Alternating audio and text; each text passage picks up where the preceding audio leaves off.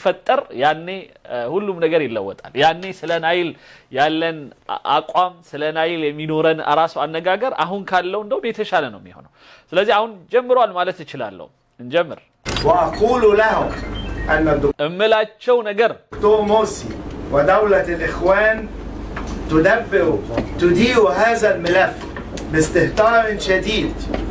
ከዚህ በፊት የኢኽዋን መንግስት ማለትም የሙርሲ መንግስት ይህንን የህዳሴ ግድብ ጉዳይ እንደ ተጫወተበት እንዳላገጠበት አይቀጠልም እንግዲህ ይሄ አብዱል ፈታህ ሲሲ ስርዓት ነገሮች ሁሉ ተስተካክለው ሊሄዱ እንደሚችሉ የተዛተ ነው عدم كفاءة بدءا من غياب المعلومات ምንም አይነት ኢንፎርሜሽን የሌላቸው ይሆኑ በደንብ ስለ ናይል ስለ ህዳሴው ግድብ ጠንቅቀው ያላወቁ የሆኑ ሰዎች ይዘውት ሲሄዱበት ከነበረው አካሄድ መውጣት አለብን ومرورا بعدم وجود دراسات ከዚህ በፊት በነበሩት ጉዳዮች ላይ ጥናቱን ወይም ደግሞ የህዳሴ ግድብ ዳራውንና ምኑን በደንብ ጥናት የያዘ ነገር ሳያጠኑ ግልጽ የሆነ እቅድና ውጥን ሳይኖራቸው የተጓዙ والتأخر الشديد في اتخاذ إجراءات للحفاظ على حقوق مصر التاريخية ይህ ታሪካዊ የግብፅን ድርሻ ለማረጋገጥ ተገቢ የሆነና ፈጣን የሆነ እርምጃ ባለመውሰድ የሄዱ ونهاية በመጨረሻም اجتماعات يغلب عليها طابع المظهرية وإهدار በጣም የተሳቀበት ያቺ ምናቃት የቡርሲ ስብሰባ በጣም ራሴን ካላሳየው ብቻ የሚሉ የተለያዩ የፓርቲ ግሩፖች የሚዝቱበትና የተለያዩ ሐሳቦችን የሚሰጡበት የሆነ የማይረባ የሆነ ስብሰባ አድርገው ያለቀበት የሆነ كرامة مصر بأقوال مرسلة من غير المتخصصين ምንም አይነት ባህሉ ልምዱ እውቀቱ በሌላቸው ሰዎች በፉከራ እና በቀረርቶ ብቻ የታጀበው የሆነውን ያቺን ስብሰባ ያየንበት هذا الأمر متوقع من نظام عديم الكفاءة ይህ አቅም ብቃት ስርዓት የሌለው ስርዓት ራሱ ሊከተለው የሚችል ስለነበረ አድርጎት አልፏል የኛ ግን እንደዛ አይደለም ሊለን من ناحية ولا يهتم بمصر ومستقبلها من ناحية أخرى ለግብጽ ለወደፊቷ ግብጽ እና ለሷም የወደፊት እጣ ፈንታ ላይ ብዙ የማያስብ የሆነ የማይጨነቅ የሆነ መንግስት ነበር واهتمامه منصب على إخوانة الدولة والتواصل ሁሉም ሐሳቡ ነገሩ ሁሉ በዛው የፓርቲው እቅድ ብቻ ወይም ደግሞ የፓርቲ ብቻ ዓላማ ይዞ የፓርቲን እሳቤ ለማንገስ ብቻ የመጣ እንጂ ለሀገር ጥቅም የመጣ አልነበር مع العشيرة في الدول المجاورة لتحقيق الحلم الوهمي بإقامة الخلافة الإسلامية ና በመጨረሻም ይደው በቃ ሃይማኖታዊ ብቻ እስላምና ምናምን ብሎ ከዛም ከዚህም ጋር ተቀናጅቶ የሆነ መስፋፋት ነገር ሊሰራ ብቻ እንጂ እንደዚህ የሀገርን ጉዳይ ክብርን ሊያስከብር የነበረ አካሄድን የሚሄድ አልነበረም ይላል فإحنا كنا بنتكلم على نظام مبارك الفاسد وماذا حدث في مصر 30 سنة والبهدلة فوجئنا እኛ ሁስኒ ሙባረክን በጣም ጥሩ ያልሆነ ብዙ ሙስና የበዛበት ጥፋት የበዛበትና ሊፈርስ የሚገባው የማይረባ መንግስት ነው ብለን ታግለን ጥለነው ስናበቃ ግን የተገለጸልን ነገር ቢኖር ان الاسيويين عمالين يشتموا في مبارك قدنا 10 مرات በእኛ ከኛ በተቃራኒው ግን የሁስኒ ሙባረክን መንግስት ኢትዮጵያኖቹ ምን ያህል እንደሚጠሉት እንዴት ከኛ በጣም እጥፍ በሆነ መልኩ የሚሰድቡትና የሚያንጓጥጡት መሆኑን እርግጠኞች ሆነናል ለምን فاستغربنا ايه الحكايه ለምንድን ነው ይሄን የሚያደርጉት ኢትዮጵያኖች ሁስኒ ሙባረክን ለምን ይጠሉታል ብለን ጠይቀን ነበር قلنا انه مبارك ده هو اللي كان واقف السد ምክንያቱም ሁስኒ ሙባረክ ነበረ ጉሮሯቸው ላይ ቆሞ ግድብ የሚባል ነገር እንዳይሰራ ሲጥር የነበረው انه كان عامل اتصالات بكل القوى الدوليه የሁሉም ኃይል አላቸው ብሎ የሚያምናባቸውን ይሁኑ የዓለም አቀፍ ድርጅቶችን በሙሉ ተገናኝቶ ተወያይቶ ተነጋግሮ ተደዋውሎ وبكل قوى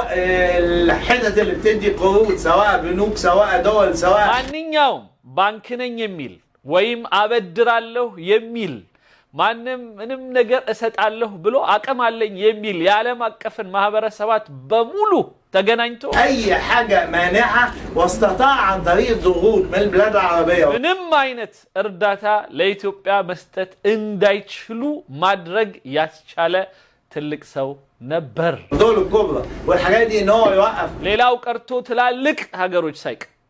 የሱን ሐሳብ እንዲሰሙ በማስቻል ኢትዮጵያን የህዳሴ ግድቡ ላይ እርዳታ እንዳታገኝ በማድረግ ትልቅ ስራ ሰርቶ ነበር።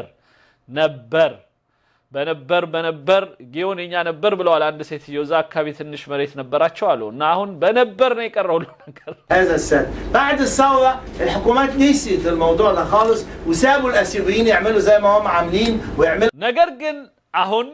ይህንን ሙርሲ መንግስት መጥቶ ይሄንን ነገር ችላ ብሎት ካለፈ በኋላ አሁንም ያለው መንግስት ይህንን የህዳሴ ግድብን በተገቢ ሁኔታ ልክ በሁስኒ ሙባረክ ደረጃ እንኳን ባለመያዙ ይሄው ኢትዮጵያኖቹ የፈለጉትን ሰሩ ግድባቸውን ገደቡ اتصالات ويجيبوا القروض ويجيبوا مقاول ويبنوا السد የቻሉትን ያህል እንደውም አሁን ብድርም ማግኘት ችለው ሰዎቻቸውንም አስተባብረው ገንዘብም ማግኘት ችለው ግድባቸውን يفتصم الحاجة الأخيرة اللي أنا عاوز أتكلم عليها هي الحقيقة أنا لا أتخيل أن رئيس الجمهورية يقوم بتحويل هذا الملف الخطير الذي يؤثر على مستقبل مصر إلى رئيس وزراء نعلم جميعا سلازي يهنن فايل باتقاله ህዳሴ ግድብ የሚባለው ነገር ራሱ መጀመሪያውኑ ለሚኒስትር ቢሮ የተሰጠ ጊዜ ነው እኛ የተበላ ነው ምክንያቱም በመስኖ ሚኒስትር በውሃ ሚኒስትር በመሳሰሉት ብቻ በውጭ ጉዳይ ሚኒስትር በመሳሰሉት ብቻ ተይዞ ሊኬድ አይገባም ያውም እንደዛ ሳያደርጉ ማለት ነው የመከላከያ ሚኒስትሩ ገብቶበታል የደህንነት ሚኒስትሩ በጣም ነው ጣልቃ የሚገባው ሌሎችም ግን እንደዛ ሆኖ አልበቃቸው ماذا عدم كفاءته حاجه غير متخيله وغير متصوره انا اتصور ان هذا الملف يبقى في ايد رئيس الجمهوريه ስለዚህ ይሄ ጉዳይ መሆን ያለበት በመንግስት በደህንነቱ አካል እና በራሱ በወታደሩ ኃይል መሆን ያለበት ምክንያቱም እርምጃ መውሰድ ሲፈልግ እንዲወስድ اللجنه على مستوى عالي جدا من الخبراء والسياسيين رجال مخابرات جيش መሆን ያለበት ትላልቅ ልምድ ያላቸውና ጥልቅ የሆነ የዚህ አካባቢውን የደህንነት ጉዳይ ጠንቅቀው በሚያውቁ ሰዎች በኩል እናም ወታደሩ እና የወታደሩ የስለላውና የደህንነቱ ክፍል እነሱ ናቸው ይሄን ጉዳይ መያዝ ያለባቸው የነበረባቸው ዲፕሎማሲይን وخبراء في المياه لحل هذه المشكله እነዚህ ምናልባት ዲፕሎማሲ አንዳንድ ልምድ አላቸውና የሚባሉ ሰዎች ዳርዳሩን ሊሰሩ ይችላሉ ግን በዑምቅ መላ በጣም ጠልቀው ሊሰሩ የሚገባቸው ما يحدث فهو كله تهريج الحقيقه في تهريج واحنا بالطريقه دي متجهين الى كارثه وشكرا ስለዚህ አሁን ያዝንበት አያያዝ ግን ለዚህ ነገር አብቅቶናል ምንም አረባንም ይላል እንግዲህ እንዲህ አይነት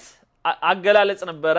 በግድቡ ላይ ነበራቸው አንዳንድ እንደ ምሳሌዎች ከዛ በኋላ ይሄ ሰውዬ ደግሞ አሁንም በሰልኩኝ ካለ በኋላ ደግሞ እንደገና 2000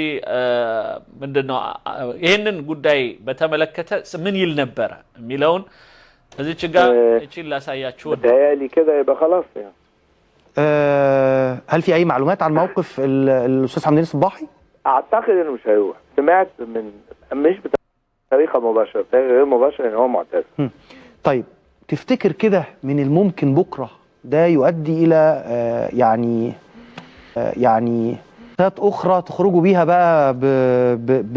لنهايات للازمات المختلفه اللي احنا عايشينها دي لا ولا اعتقد አሁን ምን ኖርበትን የህዳሴ ግድብ አሁንስ ትንሽ እንደው ተስፋ ነገር አላችሁ ስታስቡት على الاطلاق ኖ በፍጹም በቃ አልቋል አለቀ ደቀቀ لان عشان يحصل تسهيل والعلاقه بين المعارضه وبين الدوله تبقى زي اي علاقه في اي لازم الدوله تتصرف بطريقه محترمه الدولة بتتصرف بطريقة همجية لغاية دلوقتي يعني آخر በቃ ስለዚህ አሁን ያለው ሁኔታ አገራችን መንግስቱም ምንም በስርዓቱ እየሄደ አይደለም ይሄ ጉዳይን በትክክል እየያዘው አይደለም ስለዚህ አልቋል ጉዳይ حاجة وزير الثقافة طب ليموها شوية واخد بالك مفيش فايدة هتعمل لهم ايه ምንም ፋይዳ የለውም ሁሉ ነገር አልቋል አብቅቷል እጅ ሰተናል لكن يعني زي ما بنقول احنا الكلام بيجيب بعضه ولا مش هيجيب بعضه لا اشك انه هيجيب بعض اشك يعني እንደው ምናልባት ትንሽ አሁንም ተስፋ አሁንም ትንሽ በዛ በዚህ ብለን ልናመጣው የምንችለው ነገር አለ هو لازم ኖ ምንም የለም بالتصرف هو هيجيب الحل مش الكلام يعني يعقلوا في موضوع القضاء يهدوا في موضوع ده اللي ما ينفعش يعمل حاجة خالص واخد بالك هم مدينه مسؤوليات جسام وقوانين الثقافة مصر ونبقى حبايب ونتكلم ونعمل حاجة مشتركة يعني انما الموضوع مش بالكلام بالفعل على الأقل ስለዚህ ሁሌ እንዲናረጋለን ከሚለው ዓለም ወጥተን አሁን ወደ አዲስ ሌላ ሐሳቤ ካልመጣን በስተቀር የጋራ የሆነ ጉዳይ ምንም የለም قل يعني نجح احنا نشكر الظروف الاثيوبيه هقول لحضرتك ايه يعني لكن ምን እንላለን በቃ ኢትዮጵያ ተሳካላት ብለን ኢትዮጵያ ሁሉ ነገር በቃ ብለን ከማለት ሌላ ምን አለ طبعا يعني نجح نهر النيل في ان يكون اولويه لكل الفرقاء السياسيين وانا بشكر حضرتك على الاقل طبعا على انه ግን ሌላው እነሱ አንድ ያስደሰታቸው ነገር ደግሞ አሁንም ቢሆን የናይል ጉዳይ የተለያዩ ሰዎች በሙሉ የሚነጋገሩበት የሆነ የሁላችንም አጀንዳ አንድ አይነት አጀንዳ ግን ሆኗል ያቺን ቢያንስ አትርፈን ወተናል ተቃዋሚውም ውስጥ ያለው ምን ያለው ናይል እንዲል አድርገዋል ነው የሚሉት كل المعارضه اتجهت الى ما يجب الاتجاه له الفعل فيما يتعلق للمجتمع المصري دورها وفقا اللي قاله الدكتور عبد الله الغار طبعا رئيس الغار طبعا الدكتور سيد البدوي رئيس حزب الوفد الدكتور محمد ابو الغار رئيس الحزب كلهم ስለዚህ محمد ابو الغار نعم ይላቸው እነዚህ የድሮዎቹም ሰዎች ናቸው فرقاء السياسيين مع بعض في نفس المكان معلوماتنا كمان بتقول انه حزب مصر القويه سيكون حاضر المجموعه دي من قبل الاعلان الدستوري وحتى هذه اللحظه نشكر ሁሉም በአንድ ድምጽ ናይል ይላል ምንም መጨረሻው ይሄ ካወሯቸው ነገሮች አንዱ ነው ሌላ አንድ እንደዚሁ መጨረሻ አንድ ሐሳብ እንትን ብለን ወደ ዋናው ውይይት ሐሳቦች እናልፋለን ከዛ በፊት እቺን ላሰማችሁ ወድጄ ነው እንደገና አንድ ላሰማችሁ ኦኬ ቺም እንደዛው ካሏቸው ከለፈለፏቸው ነገሮች ውስጥ ናቸው خطأ كبيرا لانه ما عملش علاقات جيده مع الدول الافريقيه ከዚህ በፊት የነበሩት መንግስታቶች ከአፍሪካ ጋር በነበራቸው ግንኙነቶች በደንብ አድርገው አስፍተው ነገሮችን ባለማድረጋቸው ባለማወያየታቸው በጣም ጎድተውናል ይላሉ انما عمل حاجه منعت تماما بناء السد انا رحت مع الوفد الشعبي اثيوبيا بعد الثوره ب3 اشهر فبعد ما قابلنا زناوي رئيس الوزراء رئيس الجمهوريه والبرلمان والقصص دي وزعونا مجموعات فانا رحت في مجموعه صغيره እኛ ግን ይላል ይሄ እንግዲህ በፊት ተሳታፊ እንደነበረ ማለት ነው ከፉከራዎቹ ከምሩ በፊት የህዳሴ ግድቡ ጉዳይ ላይ እዛም እዚህም ተበታትነን የተለያዩ ሰዎች ሆነን በዛም በዚህም ብለን አንዳንድ ምንችላቸው ነገሮች ባደረግንባቸው ጊዜያቶች እና ተበታትነን ኢቭን በነመለስ ዜናዊ ጊዜ በመሳሰሉት ምንችለውን ሁሉ ባደረግን ጊዜ مع وزير الخارجيه ورجال الاعمال የውጭ ጉዳይ ሚኒስትሮች እንደዚሁም ደግሞ እንትኖች የምንድነው ኢንቨስትመንት አድራጊ ሰዎች የገንዘብ ሰዎች ቢዝነስ ማኖችን ይዘን ሄደን الاثيوبيين فقعدنا فاحنا كنا سايرين جدا ضد مبارك وجايين المصريين يعني متضايقين منه جدا اي ما يجي سيرته نشتم فيه ሁላችንም የሁስኒ ሙባረክ ጉዳይ በጣም አበሳጭቶናል እንዴት ዝም ብሎ ይፈቅዳል እንዴት በሱ ጊዜ ሊጀመር ቻለ ያለን በጣም ተበስጫጭተንበታል فلقينا الاثيوبيين بيشتموا فيه قدنا 10 مرات ነገር ግን ኢትዮጵያኖቹ